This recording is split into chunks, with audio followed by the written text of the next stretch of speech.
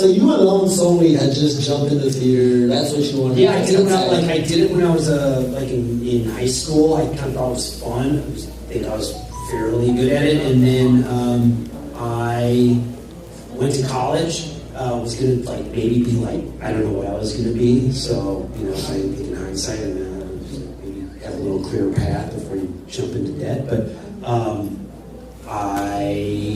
they had an advertisement for the first year college theater show, open to first year whatever, not knowing how to major yet. Some guys on my floor were like, "Oh, look, you're pretty funny. You ever do theater stuff?" And I was a little embarrassed to admit that I had done quite a bit. And I was like, I don't know, man. I'm really interested. And they pushed me. You should audition for this thing. Audition for it, and the rest is history. I just really fell in love with it, and yeah. So now you traveling and doing theater, like you said, you were a part of a play called Comedian del Smartass.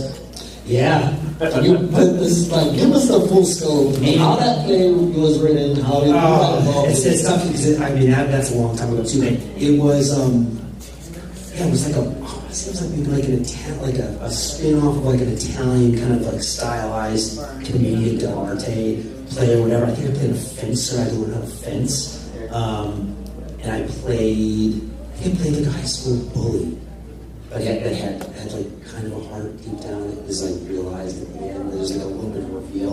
Maybe a precursor to Ace a little bit, like a hard shell. In this case, it was fencing uniform was kind of the metaphorical shell. I did a bunch. It was my first probably 4 or 5 years in New York. We're doing really weird plays. Down, and then even further downtown than that. Yes. A hole in a hole. It was a hole. Yeah. It was a hole in a hole. Up a couple stairs. Yeah. Inside of that. Not like what they make it look like in the movies. But it was all fun. It was I had friends to this day who were we're still in that business and still hustling and still doing really good work, and it's fun to go down and see them. And I think when I think back when you were you were nervous, you saw you were nervous. The thing as a theater actor, what makes you nervous, when this thing's recording, is theater is ephemeral, so it's changing every night. So it's live, you're tweaking. Some nights, some weird things happen. Lines, lights fall off, whatever happens, and that's part of the excitement. Voiceover, film, television, it's trapped. When it leaves you, it's not you anymore, and you don't have any say over it. And it's really you are at the mercy of an editor, whether it's a film, TV editor, or sound engineer. So that thing leads to some nerves as a theater guy, because you're oh my God, that's what happened to this film? And so you have you leave without the finished product, and they hold the finished product in their hand. And then you wait, often a long time. Oh, man. There's a lot of A-list celebrities that don't watch their own movies.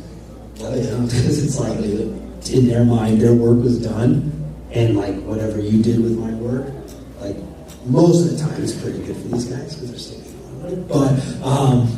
But yeah, it's not in your control anymore. So yeah, I can see that.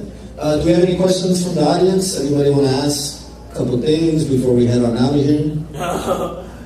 Everybody good? Well, I appreciate all of you being here, guys. Please give a round of applause for Jesse Hooker. Thanks for listening to me babble on. I appreciate it. Any